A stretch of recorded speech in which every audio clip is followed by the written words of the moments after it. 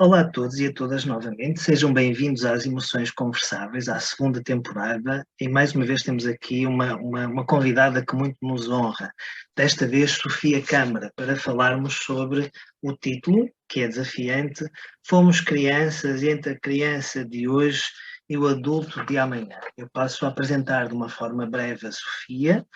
A Sofia é licenciada e mestre em Psicologia Clínica pelo ISPA, possui pós-graduação em Técnicas e Metodologias Expressivas pela Universidade Europeia, desenvolve clínica privada e prestação de serviços na Junta de Freguesia de Bucelas, acho que é assim que se diz, em Loures, há cerca de 12 anos, e desde 2021 que atua como psicóloga numa ONG que luta pelos direitos das mulheres e crianças, com especial intervenção na área da violência doméstica e violência sexual.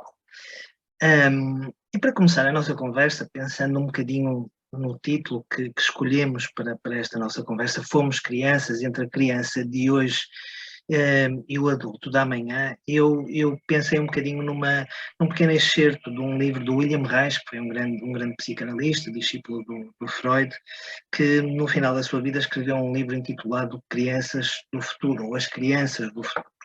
E dizia o seguinte: o destino da raça humana dependerá das estruturas de caráter das crianças do futuro. Em suas mãos e em seus corações pousarão as grandes decisões. Elas terão que colocar em ordem a confusão do século XX. Isto concerne a nós que vivemos hoje no meio da grande confusão. Não poderiam estar mais atuais esta afirmação do Reis. Que te parece, Sofia? Bem-vinda. Muito obrigada, Vitor. Eu é que agradeço o convite, estar aqui nesta conversa, que é sempre bom, não é? Trocarmos ideias e impressões. O que é que me parece deste excerto? Eu acho que estamos sempre a passar o testemunho para a frente, não é? Estamos sempre, que a geração que foi a seguir tem que resolver tudo, não é? Vamos passando. Não, mas eu acho que sem dúvida, não é? Eu acho que são as crianças que se calhar foram mal cuidadas ou maltratadas, que depois vão deixando, vão criando, vão se desenvolvendo nos adultos que também vão criar outras crianças, não é? Portanto, é isso a brincar, a passagem do testemunho, não é? Porque eu acho que temos é que tratar as crianças dentro dos adultos, não é? Sim, acaba por ser um bocadinho isso, não é? Como é que vamos tratando... Primeiro, como é que vamos evitando as feridas, não é? E quando existem feridas, como é que as vamos tratando, sarando, não é? E pegando nesse teu mote, não é? As crianças, como é que nós cuidamos da criança no adulto sem que ele fique criança, não é? Que ele se possa tornar um adulto saudável, onde a sua criança também se possa ir movimentando dentro de si. Faz lembrar aquela expressão do velhinho mestre Freud que dizia: o adulto é filho da criança que foi, não é? Como é que tu achas que hoje estamos a cuidar as nossas crianças? Como é que tu vês? Como é que eu vejo? Vejo de várias formas. Eu trabalho com várias realidades, não é? Mas o que eu assisto muito, eu acho que eu gosto muito dessa frase também, não é? Exatamente,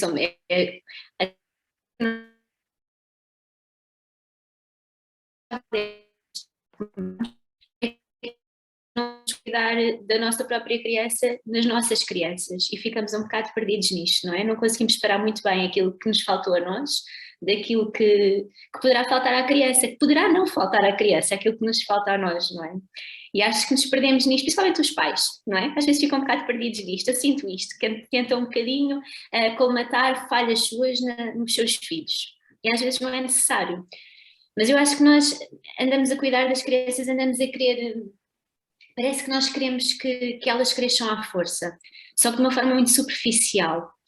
E é uma coisa que às vezes me assusta um pouco, não é? Falamos das 30 mil atividades que as crianças têm, da competitividade que começa logo desde muito cedo, e parece que nos esquecemos das coisas mais básicas e mais importantes, não é? Que é a parte interna, a parte emocional, a parte relacional, não é? A parte de tolerar às vezes não ser o melhor e está tudo bem, não é? E mais essa parte do que... Eu vejo às vezes até nas redes sociais aqueles grupos de mães, que eu também faço parte, não é? mas explico pouco, confesso. Mas, por exemplo, querem logo que durmam a noite toda, e que durmam sozinhos, e que já larguem a fralda, e que tirem a xuxa, que cresçam, pronto, que não deem trabalho. E que sejam muito bons, e que sejam melhores do que eles foram. Mas depois, como é que se trata isto tudo? O que é que, por dentro, não é? Eu acho que o dentro está a ficar cada vez mais oco. E acho que a culpa não é das crianças, não é? Obviamente. É interessante isso que estás a colocar, não é? Porque uma das grandes descobertas, ou uma das grandes questões que o Freud colocou e outros, foi precisamente mostrarmos que nós temos um mundo interno que temos que cuidar, não é? E um mundo interno que se vai alimentando das relações deste intercâmbio entre o interno e o externo, de como é que o mundo também é externo, não é? Os pais, os cuidadores, a sociedade que nós apresentamos às nossas crianças, não é? Como é que isso depois vai ser transferido para dentro, não é? E às vezes parece que as pessoas se vão esquecendo que o que está cá dentro vai se construindo muito nesta relação. Mas eu gostei muito da expressão que usaste, que às vezes atualmente parece que os pais querem que as crianças cresçam à força, não é? Tens de ser isto, tens de fazer aquilo, vai-se muito às vezes pelo que é esperado, por receitas, parece que há receitas para tudo e mais alguma coisa, não é? Mas o que nos caracteriza é que somos esta obra em aberto, não é? E uma criança às vezes também pode ser uma alegria imensa, mas para muitos pais estava a pensar que também pode assustar muito, não é? Acho que sim. Assusta muito, põe muitas coisas em aberto, não é? A nossa capacidade também de... É uma capacidade de falhar, também é uma capacidade, que há quem não consiga, não é? Mas, ou pelo menos quem não consiga lidar com isso. Eu acho que nós, enquanto pais e cuidadores, podem não ser pais, não é? Temos que estar sempre confrontados com a nossa capacidade de falhar e a nossa frustração, não é? De não conseguirmos, por exemplo, às vezes vermos os filhos a sofrer e não conseguimos fazer nada que impeça, porque são coisas que fazem parte, não é? E acho que sim, que é muito assustador também ter nas nossas mãos, mas eu acho que há uma coisa que eu acho que às vezes tem que se perceber. Nós também, apesar dos filhos serem dos pais e dos cuidadores, nós não podemos fazer tudo. Há coisas que nós não podemos fazer, nem está nas mãos dos cuidadores e dos pais, algumas coisas, temos que os deixar viver também, mas isto depois é aquela linha muito, muito perigosa, não é? Porque também são crianças, temos de deixar de viver, mas depois uma coisa que eu acho que falta muito, e acho que sempre faltou, porque eu vejo nos adultos de hoje e vejo às crianças, que é a falta de limites, porque os pais têm muitas dificuldades em pôr limites. Parece que não querem ser os pais maus ou os pais desmancha-prazeres, os pais não querem ser pais odiados, não é? Então não põem estes limites e depois as crianças ficam perdidas e ficam adultos ainda mais que não respeitam os limites dos outros, nem conseguem perceber que eles próprios também têm limites. Não é? Eu, como trabalho muito com a violência, sinto isso, não só na parte dos... Nós dizemos sobreviventes, não dizemos vítimas. Na minha associação não somos vítimas, diz sobreviventes. Pronto, e porquê? Porque também, como nunca lhes ensinaram os limites, elas próprias também não sabem pôr, não é? Eu acho que então a falta de limites é sempre uma constante, um tema constante em todas as gerações. Há muito este problema. Não sei se sentes a mesma coisa, mas eu sinto sempre, mesmo com as pessoas que recebo, adultos e adolescentes, e com as crianças, às vezes as crianças ali já com muita falta, aliás, com a ausência, às vezes até a ausência, que nunca chegaram a ter. O limite tem má fama, não é? Mas às tantas esquecemos que o limite também nos dá forma, também nos permite perceber até onde podemos ir, não é? E o limite também nos orienta, não é? Eu em relação aos limites costumo dar o exemplo que podemos pensar num rio e num lago, não é? Um rio tem as margens, tem os limites que estão suficientemente bem definidos, não é? E um rio saudável, um rio que está a funcionar bem, consegue gerir o seu caudal, orientar-se, sabe para onde vai a água, não é? E um rio com limites tem mais força e também tem mais vida, não é? Um lago seria, por assim dizer, algo que tem os limites muito, muito largos, não é? Mas perde a força, perde a intensidade, perde a vida, e nós somos um bocadinho assim, nós precisamos de limites suficientemente flexíveis, mas que estejam lá para nos orientar minimamente o caminho, não é? O saudoso professor Coimbra de Matos dizia que os limites são para se mostrar, não para se impor, não é? E às vezes pensamos, quando já vamos num sentido de impor, já muita coisa falhou, não é? Mas temos que mostrar, nós temos que mostrar. Sim, é isso mesmo, impor só por impor também não dá depois espaço para respeitar, não é? E se não se respeita uma coisa também não se consegue aceitar, perceber principalmente, não é? Acho que também é importante percebermos o porquê dos limites estarem lá e não só impor, isso é sem dúvida, não é? Porque há parte que é assim porque eu digo, que também faz parte, às vezes realmente temos que respeitar, mas se não se consegue compreender também não, dificilmente se vai respeitar, não é? Eu acho que a compreensão, o diálogo, acho que a comunicação também.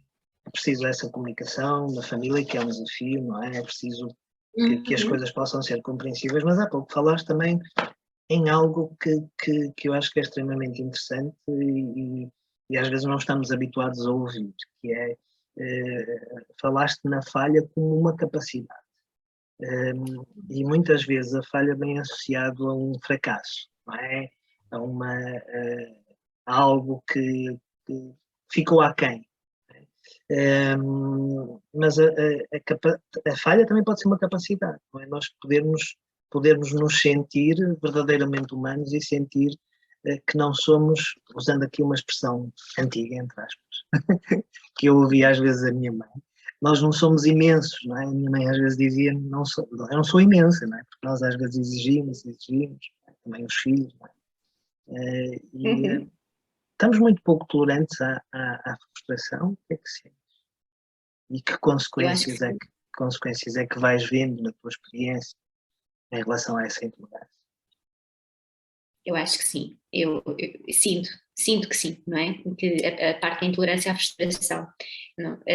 E não sei se também tem a ver com o mundo em que estamos a viver agora, que realmente as coisas são muito mais imediatas, não é? Eu no outro dia estava a ver, por coisas mínimas, não é? Estava a ver uma série com a minha filha, tenho uma filha com 7 anos, estava a ver uma série com ela, que ela gosta muito de ela, e continuávamos a ver episódios. Eu lembrava que no nosso tempo tínhamos que esperar às vezes uma semana, não é? Para continuar. E se não víssemos aquilo, já não tínhamos visto, não dava para andar para trás, não é?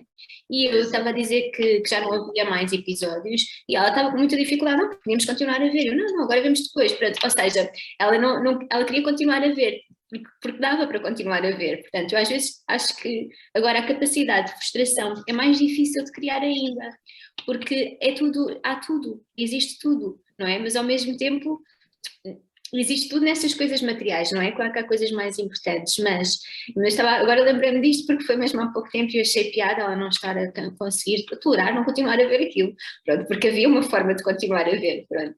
Não, mas a parte da tolerância à frustração, o que é que eu acho? Acho que os pais têm também muita dificuldade, lá está, a parte da falha e da falta. E há pais que têm muita dificuldade em deixar os filhos em falta, mas às vezes faltas que fazem parte, não é? E tentarem sempre colmatar qualquer falta, por exemplo, faz-me lembrar aqueles pais, não é? Que o bebê chora e estão logo lá, claro que tem que ir logo lá, não é isso, não é? Mas, ou seja, também nem perceber bem o que é que eles precisam e estar logo a tentar dar respostas. E eu sinto isso às vezes também com os adolescentes, estão chateados, vão comprar isto, ou vão fazer aquilo, ou então eu quero ir ter com os amigos, estava de castigo, mas fica tão chateado e fica tão triste, que pronto, então vai lá ter com os teus amigos outra vez, e que não dão esse espaço, os próprios pais não aguentam ver os filhos frustrados, porque também se calhar não sabem lidar com a própria frustração, e isto eu acho que é mesmo perigoso, não é? Porque depois temos muitas perturbações da adolescência ligadas a esta incapacidade em tolerar a frustração, não é? Os comportamentos de risco, tantas outras coisas, não é? Porque não há nada que preencha definitivamente a falha, não é? Falta sempre algo e falha sempre, não é? Há sempre uma falta e se calhar o grande desafio é nós irmos lidando com essa falta que nós nunca vamos preencher totalmente, não é? E estavas a dizer, parece que realmente nós vivemos numa sociedade em que parece que é tudo ao mesmo tempo, tudo para agora, no momento e tem que se ter tudo disponível, não é? Isto é uma grande ilusão, não é? E quando não há, quando não existe isso, pensando um bocadinho nesses riscos, foste falando, também trabalhas com famílias que viveram situações muito difíceis, não é? Como tu disseste, sobreviventes a algo muito mal, de violência, não é? Sim, sim. Será que as nossas crianças, ou algumas das nossas crianças, estão em perigo? E se estão em perigo hoje, que perigos identificas? Às vezes parece que nos faz falta, pelo menos eu vou pensando nisso, às vezes nós pais e profissionais vemos o óbvio, não é? Vemos os riscos, mas depois temos muita dificuldade em falar nisto mais aprofundadamente. E realmente, se calhar, é importante dizer às pessoas que há aqui perigos e há riscos que são evidentes e que temos que chamar a atenção, intervir, atuar, não deixar para depois. Sim. É uma coisa que eu acho que é muito preocupante, que são as redes sociais. Eu tenho redes sociais, não é? Eu própria tenho uma página profissional no Instagram e pronto, não sou contra as redes sociais de todo. Eu acho que facilitam muito a comunicação, mas também expõem muito mais as crianças. Eu quando falo de crianças, falo até a adolescência, acho que englobamos assim, não é? Pronto, e isto porquê? Porque há crianças com redes sociais muito cedo. E depois lá está, e depois também fazem parte deste mundo que eu acho que nós estamos muito superficiais, que é uma coisa que eu tenho pena, porque depois às vezes vejo crianças e adolescentes com mais profundidade e ficam muito perdidos e não sabem encaixar em lado nenhum. Mas superficiais porquê? Por exemplo, as redes sociais. Claro que eu própria, eu confesso, a página profissional acho que para mim é mais às vezes como uma catarse própria, não é? Porque às vezes eu trabalho com situações tão difíceis e sinto que tenho que partilhar, então, principalmente na área da violência, tenho que partilhar com o mundo as falhas que eu vejo e que não consigo aguentar, pronto, não, mas tenho que partilhar que as pessoas têm que saber e têm que, pronto, mas claro, como é óbvio, eu vejo lá, acho que as pessoas gostam daquilo que eu escrevi e fico feliz, não é? Obviamente, não é? Não vou dizer, não me importo com os likes, mas confesso que não é assim o principal, pronto. Mas também, na minha página pessoal, mas há pessoas que vivem muito para isto, não é? Muito para a quantidade de pessoas. E o que é que as pessoas estão a ver em fotografias? É uma imagem, não é? Não tem conteúdo. Então ficamos sempre, eu acho que eu vejo muitas crianças que recebo, também na junta de freguesia, e mesmo no consultório, pronto, que ficam muito pegadas a esta parte de serem encostadas, mas serem encostadas por uma parte que quase nem existe, não é? Que é só aquilo que elas mostram. Não mostram o que são, na verdade, não é? Mostram a sua imagem, ou o sítio giro onde estão, ou as danças, essa parte eu acho que até é gira, mas o que é que acontece? É gira, assim, pronto, aquelas coisas dos TikTok, é a única coisa que eu sei, eu não sei nada do TikTok, mas sei que então que é assim a última um exemplo de situações que eu tenho tido conhecimento, mas pronto, o que é que acontece? Depois, qual é o objetivo agora de adolescentes bastante, estou a falar de 12 anos, é terem seguidores. Quanto mais seguidores têm, nem interessa que seguidores é que são, não interessa quem são as pessoas, é ter seguidores, pessoas a pôr likes. E então, qual é o grande perigo aqui? É a exposição que têm desde muito cedo às redes sociais. Depois o que é que acontece agora? Há o aliciamento por parte de pessoas que não sabem quem são, não é? Eu tenho tido casos, não foi só vários, e não foi só na associação também trabalhamos nesta área, mas também na junta de freguesia, de pessoas que conseguem entrar em contato com as crianças, porque eu acho que são crianças, 12 anos, são crianças, não é? Estou a falar de crianças, de meninas de 12 anos, e que depois lançam desafios para elas ganharem seguidores. Pronto. E aqui há mesmo falta de acompanhamento parental. Eu acho que uma pessoa desta idade, uma criança desta idade, não é? Quer dizer, tem que ser com acompanhamento. Nunca deverá ser um perfil público, e existe muito, não é? Porque depois querem ganhar seguidores, tem que ser coisas públicas. E então, tenho tido conhecimento de casos, e eu acho que isto depois os pais têm muita dificuldade, imaginem, a mãe tem medo de contar ao pai, depois não fazem queixa à polícia, estas coisas têm que ser logo reportadas à polícia, porque isto é perigosíssimo, porque o que é que são os desafios? Há coisas que que elas nem sequer têm coragem nem a mim de me dizer, mas inclui fotografias, às vezes com alguma nudez, pronto, e depois ainda por cima começa a haver, quando começam a ficar desconfortáveis, depois começam as ameaças, ou as ameaças simples de que vão banir o perfil e para elas lá está, o mundo acaba, porque tem um perfil que tem muitos seguidores, acaba, a vida social também acaba, ou às vezes começam mesmo por ameaçar as famílias. Fingem que conhecem, não é? E isto é super perigoso e lá está, é a necessidade de ser gostado. E eu acho que isto também passa muitas vezes pelas famílias e pelos meios, não é? Temos que ser gostados. Sim. Mesmo que digo, tem sido um perigo cada vez maior. Porque depois as coisas ficam para sempre, não é? Ficam para sempre no online. O online quer dizer, vai para o mundo inteiro assim em segundos. Deixa rastro, não é? Deixa rastro, É fica horrível. Eu lá. acho que isto sim estão em perigo nas redes sociais, tem que ser mesmo muito cuidado e muita supervisão nestas coisas. E foi coisa que faltou, não é? Nós demos esta tecnologia, não é? Pensando no mundo de adultos, que apresenta esta tecnologia onde parece que tudo se pode, não é? E onde não há grandes regras, demos para a mão das nossas crianças e dos nossos adolescentes e agora desenrasquem-se, não é? E às tantas, brincando um bocadinho com a expressão que vinha no início, não é? As autoestradas da informação, e pensar que se nós damos assim sem orientação é como dar um carro para uma criança ou para um adolescente que não sabe conduzir, não é? Como é que ele se vai conduzir, como é que ele se vai orientar nestas tão famosas autoestradas da informação, não é? E aí está a faltar realmente, e podemos refletir o que é que nos tem afastado tanto uns dos outros, mas tem faltado esse acompanhamento parental. Não é?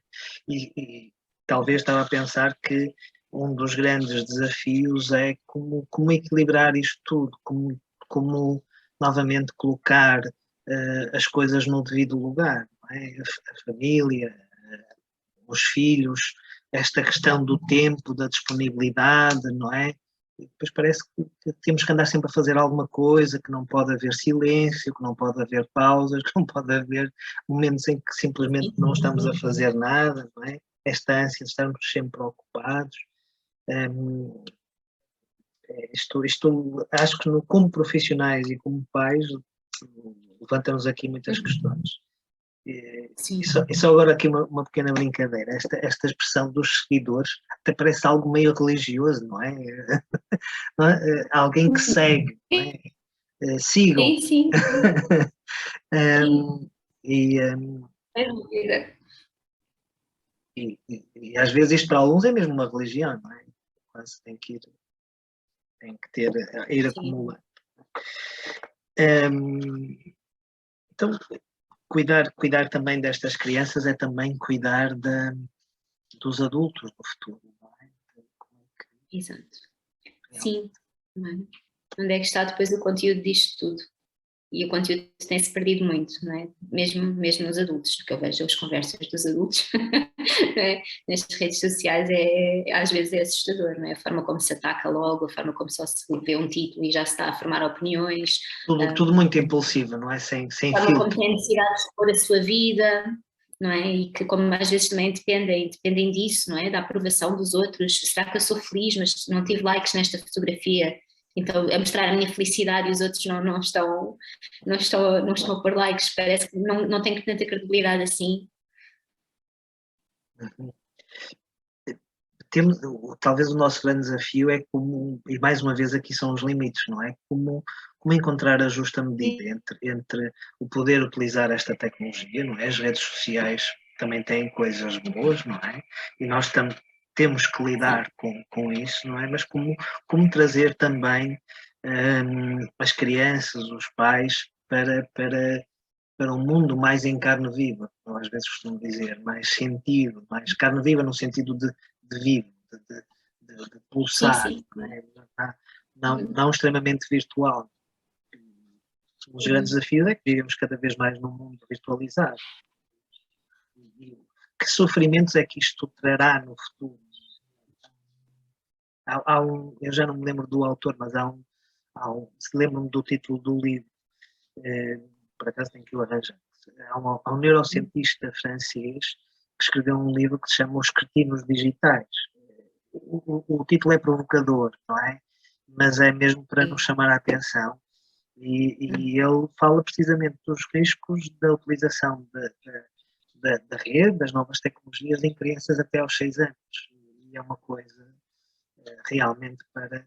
E desmonta ali um conjunto de verdades que até nós tínhamos feitas em relação aos benefícios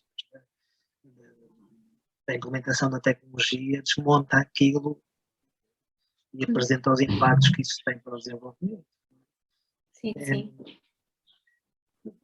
Como é que achas que devemos atuar, Sofia, perante isto? Como é que achas que nós devemos atuar? Para onde é que nós podemos... É desafiante, eu sei. mas estamos aqui precisamente para imaginar soluções. Da tua eu acho prática. Que nós não... Sim. Eu acho que tem que ser... Ainda há pouco em consulta, não é? Estava a falar, há coisas que às vezes, apesar de não ser a minha área, mas às vezes há coisas que nós temos de trabalhar a nível comportamental mesmo, temos que nos treinar, não é? Podemos estar aqui sempre a compreender e é muito importante e fazer a nossa introspeção, mas às vezes há coisas que tem que ser ali. Senão nunca mais andamos para a frente. É verdade, tem que ser materializado. Sim, e que é a mesma coisa, tem que haver um treino, nós não nos esquecemos que existimos, não é? Que existimos não só através de ecrãs ou de redes sociais e temos de dar também valor a isso, valor a coisas, lá está, o mais de estar sozinho podemos estar acompanhando, mas sozinho sem estar a expor nada a ninguém, encontrar o valor disso, eu acho que coisas menos superficiais, mais profundas, mais do contacto, que também agora não é com isto que nós andamos a viver, com o Covid, ainda foi, pois nem estamos a falar disto, mas eu acho que foi assim o motor principal deste boom então das redes sociais, com os adolescentes, não é? Deixaram de estar uns com os outros à vontade, não é? A parte das saídas à noite também, muito menos, portanto as redes sociais ainda foi uma explosão para os adolescentes e para os adultos, mas principalmente os adolescentes têm aquela necessidade, não é, de viver e é tudo para ontem e porque amanhã já não dá, aquelas coisas, as redes sociais, o imediatismo ainda é melhor. Mas eu acho que é um treino que nós temos que fazer, nós adultos e nós com as nossas crianças, treinar as relações humanas na parte humana e não só na parte digital, não é? Porque é muito melhor, na verdade, claro que isto é bom, facilita, não é? Mas não há nada como estar numa sala com os nossos amigos, com a nossa família, irmos passear e não estar agarrados ao telemóvel e não ter que tirar uma fotografia para publicar o sítio onde estamos. É um desafio, mas eu confesso que há uns tempos era muito mais ligada a estas coisas e tirar fotografia disto e publicar, não sei o quê. E tenho uma pessoa que vive comigo que me criticava bastante, que não é nada ligada a essas coisas, mas por acaso foi uma ajuda. Eu achava que não, disparate, mas realmente às vezes, e até parece que ficamos mais tranquilos, não estar a partilhar com quem não tem nada a ver com a nossa vida, porque às vezes é mesmo verdade, parece que vivemos mais intensamente o momento, senão, claro que é bom partilhar de vez em quando, e às vezes notícias giras, que nos aconteceu e pronto, e ter também poder entrar em contato com pessoas que não estamos todos os dias, mas há momentos que são nossos, são só nossos, não precisamos de partilhá-los, e parece que fica tudo mais rico e mais intenso a nível pessoal e relacional e familiar, se não tivermos a necessidade de passar isso lá para fora, porque é nosso, é só nosso, a parte de intimidade, a intimidade é muito importante, mas eu acho que é mesmo um treino, porque acho que hoje em dia estarmos a fazer isso, portanto, ou seja, não ter esta necessidade de aprovação de pessoas que nem nos conhecem, não é? Porque não sabem o que é que estamos a passar, não nos conhecem a nível do nosso feitio, das nossas emoções, da nossa tristeza, não conhecem nada, quem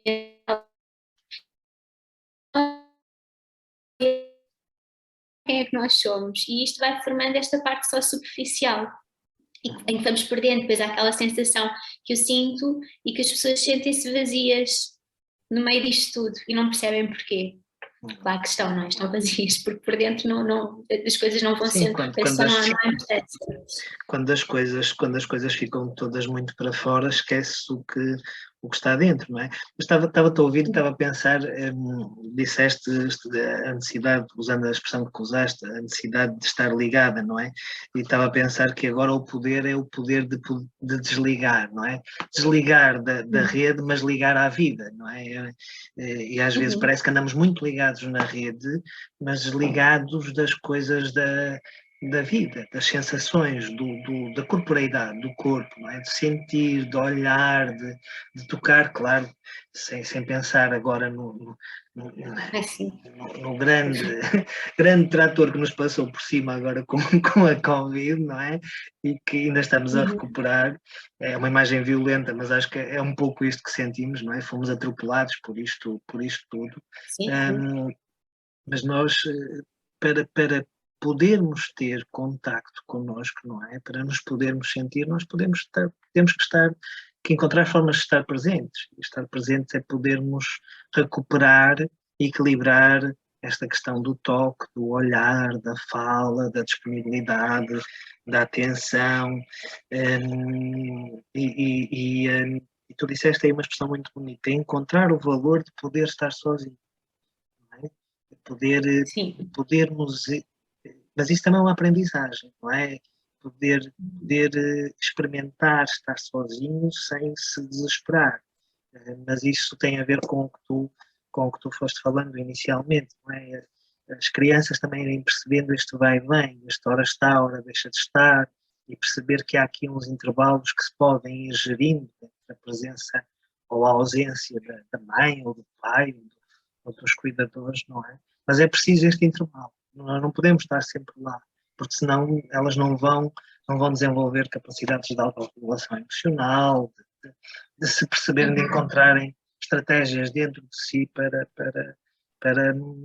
poderem suprir as suas necessidades. Porque se estivermos lá sempre a suprir as necessidades, elas não vão sentir necessidade. Depois vão sentir, não é? Depois vão sentir a grande dificuldade em procurarem as suas coisas, não é? Então é preciso esse estímulo, não é? Ninguém sabe ser mãe naturalmente, nem ninguém sabe ser pai naturalmente, é uma aprendizagem. Nós vamos aprendendo uns com os outros. E estava a pensar que em relação às mulheres ainda há muito esta ideia, esta fantasia de que a mulher sabe naturalmente ser mãe. É mentira. E é preciso desconstruir isso. Não sabemos. Aprende-se, vai-se aprendendo. E aprende-se também com os filhos que fomos, não é? Com tudo isso. Pensando agora também um pouco nesta questão da violência, também do que vais presenciando e da tua experiência também, pensando de uma forma mais alargada e mais geral, como é que tu também vais o que é que tu vais apercebendo em relação a essa questão da violência nas famílias, da presença da violência? Eu trabalho com vários tipos de violência, não é? O que é que eu sinto, portanto, tanto física como psicológica, às vezes tudo. Às vezes passa diretamente, eu acho que é sempre diretamente para as crianças, não é? Isto é muito descobrido. Ainda há pouco tempo escrevi sobre isso, não é? Porque quer dizer, se nós vemos alguém muito importante da nossa família a ser agredido e somos pequeninos, mesmo crescidos, é muito difícil. Então uma criança a ver uma mãe a ser agredida está também a ser agredida, não é? Mas pronto, mas lá está, às vezes temos casos de crianças que são agredidas diretamente e outros que não é? E é muito complicado lidar com isto em termos de família. Foi isto que estavas a perguntar, a família aqui na violência. Sim. Há uma coisa... A violência na família e como é que a violência também parece que está cada vez mais presente, não é? E às vezes também ficamos sem saber o que fazer, não é? E às tantas é consequência de tudo isto que nós falamos até aqui, não é? Eu acho que as coisas felizmente felizmente e ao mesmo tempo também tenho sempre um bocadinho de receio que fique um tema apenas banalizado e lá está, e falado só através de títulos e de indignações de pessoas que nem sequer sabem o que é que estão a ler. Mas ao mesmo tempo ainda bem que se fala, porque eu acho que ainda há pouco tempo não se tinha noção do que é que poderia ser ou não violência e que impactos é que isso poderia trazer, principalmente para as crianças, não é? Isto que eu estava a dizer. Mas tem-se falado bastante e eu acho, não sei se há mais, eu acho, não sei se há mais violência ou se ela está mais visível. Eu acho que infelizmente sempre houve muita violência nas famílias. Aliás, até há estudos em que mostram que as crianças a primeira forma que têm a primeira forma de estar em que lhes é apresentada a violência é no meio familiar e não na escola, ou também existe o bullying, não é? Mas que já houve antes disso. O primeiro contacto, não é? Com Sim, algo que se sim. excedeu, que foi além dos limites. Há muitas ideias estereotipadas, não é? Coisas que eram aceitas, que agora se calhar em termos de maus tratos a mulheres e que agora já não são, em que as mulheres também elas próprias, lá está, ainda bem que se fala destas coisas, percebem que não têm que estar ali a ser maltratadas, se calhar nós temos pessoas, não é, tipo da idade de avós e bisavós que foram maltratadas uma vida inteira e que aguentaram porque achavam que tinham que aguentar, não é, porque tinham-se casado e o casamento é para o bom e para o mal e que são pessoas que foram maltratadas uma vida inteira. E isto é triste, é mais do que triste, é assustador, é revoltante, é tudo. Felizmente, hoje acho que já há mais mulheres a terem força para saírem de relações completamente destrutivas e tóxicas, em que nunca se calhar foram agredidas fisicamente, mas que vão sendo destruídas por dentro drasticamente, não é? Pronto, o problema é depois o que acontece depois, pronto, que não basta, pronto, que é uma luta muito dura e quando se tem filhos há, por exemplo, a regulação das responsabilidades parentais nestes casos é um caso muito complicado e há uma coisa que custa muito é ver as crianças a serem obrigadas às vezes a estar na presença de agressores só porque são pais ou são mães e aqui eu até falo às vezes uma vez, acho que até foi falar e Agora não estou a ouvir muito bem. Diz. ficou aqui, sim, estava a dizer, agora já está? Sim, sim, sim. Sim, estava a dizer que acho que até estava a falar uma vez acho que foi com a minha irmã, por acaso, e estava a dizer, olha, estas são reféns dos laços de sangue, e eu acho que isso não deveria ser assim, não é? Porque são crianças que vão para tribunais, às vezes até conseguem dizer que não querem estar com os agressores e não respeitam, lá está, há bocado eu dizia, não é? Nós queremos que as crianças cresçam rápido, mas depois não lhes damos voz quando elas têm que ter voz. E acho que há muita coisa a ser trabalhada nos tribunais, nas partes jurídicas, porque acho que tem que se cuidar muito melhor destas crianças, porque as crianças têm uma voz e têm uma vontade que tem que ser respeitada e não é, muitas vezes, não é porque os adultos acham que sabem o que é melhor para elas sem as ouvir, sem as conhecer. E isto tem que ser muito trabalhado e é o que me custa mais nesta área, é ver também as crianças a serem reféns da, lá está, aquilo que se diz muito, não pediram para nascer, pois não pediram para nascer nem escolheram os pais e não são obrigadas depois a estar com pais que recusam tratar-se, não é? Porque uma Às coisa vezes, é estarem. às vezes, desculpa interromper, às vezes reféns do mundo de adultos que pensam que sabem tudo o que é melhor sem criar este diálogo, este espaço. Ainda há aquela noção de o pai faz falta, sem dúvida que faz falta na vida de uma criança, não é? Mas às vezes a presença de um pai muito doente na vida de uma criança vai condenar a vida desta criança, não é? A achar que vai ter que se submeter a maus tratos porque quem os faz é sim, um pai. de um pai, de uma mãe, de um adulto que esteja doente, não é? Será sempre O algo meu muito. trabalho só com mulheres e com crianças, tenho mais este exemplo, claro que também há muitas mães maltratantes e outros cuidadores, não é? Pronto, eu é que tenho mais este exemplo, Sim, sim. não Sim, estou a e nós sabemos que a mulher ainda continua a sofrer mais violência, mais maltrato e ainda temos muito que construir nesta arte de convivência, não é? Nesta arte de poder viver em conjunto, de sermos família, seja qual for a forma da família, porque se a família são laços sanguíneos, mas acima de tudo são laços afetivos, não é? A família pode gerar amor, mas a família também gera sofrimento, muitos sofrimentos, não é? Sofia, estamos quase a terminar, mas ainda temos aqui algum tempo.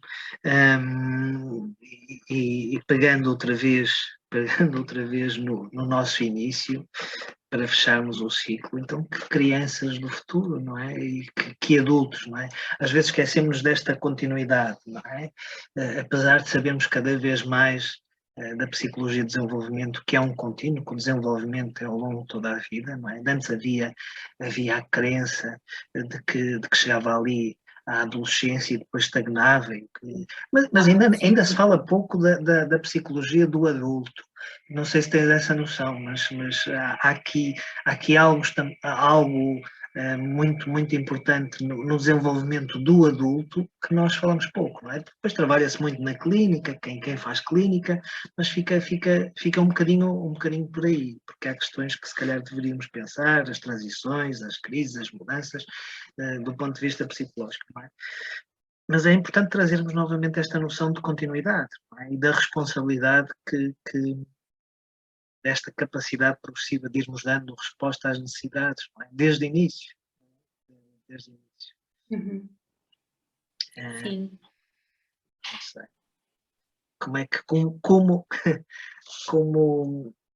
Como evitar ou como prevenir, não é? Que também é algo que nós atuamos ainda pouco. Não é? Nós sabemos que é necessário prevenção em relação ao surgimento de riscos, mas, por exemplo, no campo da psicologia ainda atuamos muito pouco, da psicologia e da saúde mental, ainda atuamos muito pouco a nível da prevenção e promoção da saúde. Né? Estamos já nas consequências, estamos só a tapar buracos e apagar fogos. Não é? É por isso que eu nunca consegui ficar só ligada, agora estou mais, mas que sempre tive dificuldade em ficar ligada só à parte da psicologia, de consultório, isso tinha que estar, ou dei aulas durante muito tempo, não é? Porque tinha que estar a fazer mais qualquer coisa na prevenção. Na parte social, na parte comunitária, não é?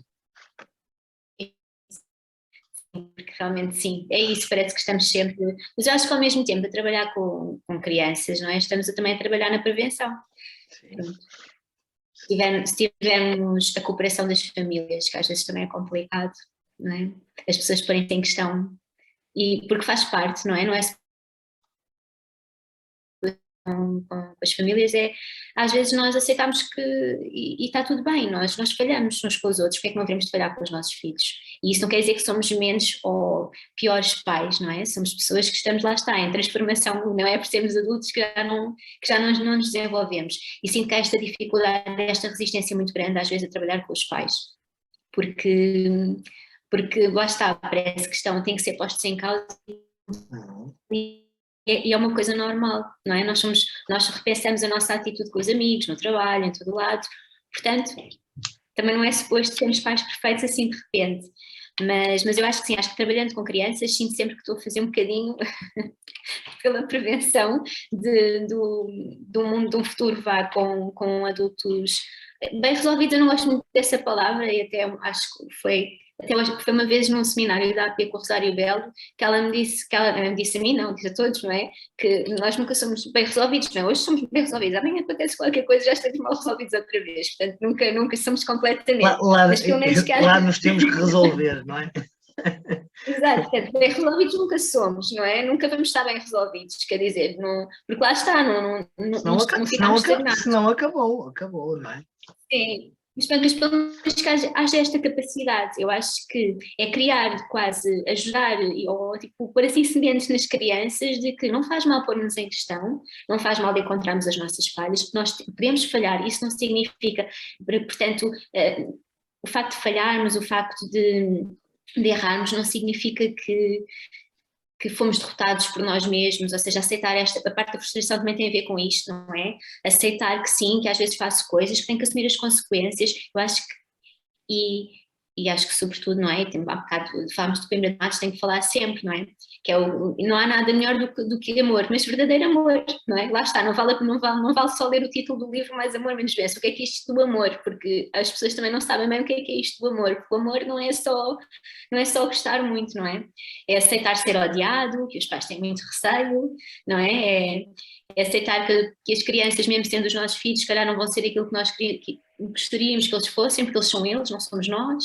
Portanto, saber amar e transmitir amor, dar limites, não é? Respeito, aprender também a ter autorrespeito, não é? tanta coisa, mas eu acho que é nisto tudo, é tipo pôr sementinhas pequeninas, depois eles é que fazem crescer, não é? Não somos nós, era só o que faltava. Mas... Ajudar a crescer, não é? Que nós possamos ajudar a crescer, a desenvolver, criar com espaços consistência. de experiência, de liberdade, não é? Sofia, uma mensagem final que gostasses de deixar para quem nos esteja a ver e ouvir, algo que, uma Uma sementinha. mensagem acho que é isto, eu acho que é saber depositar um amor construtivo, não é? E que seja nutritivo e que dê liberdade, mas que também ponha limite. Bem, isto é uma mensagem assim quase como utópica, não é? Dar liberdade, mas também conseguir pôr limites para conseguir crescer em segurança, mas ser ela própria, a criança, não é? Porque também nós não podemos estar lá, o que disseste, não podemos impor, não é? Mas eu acho que sim, saber dar amor com consistência, um amor nutritivo, não é? De profundidade, que encha também, e não só que faça por fora. Que limite só, sim. Que cuide por dentro, que cuide. Sim. Sofia, foi um gosto. Acho que crescemos todos. Fica aqui, nada do que nós falamos fica completo. Ficam aqui as sementes também para que outros peguem, para que outros possam refletir. O importante é que nós possamos fazer como fizemos hoje, possamos conversar, possamos trocar experiências e também entre colegas e profissionais crescer em conjunto, não é? Que assim também estaremos a dar o exemplo. Até à próxima, Sofia. Foi um gosto. Obrigada. Um beijo.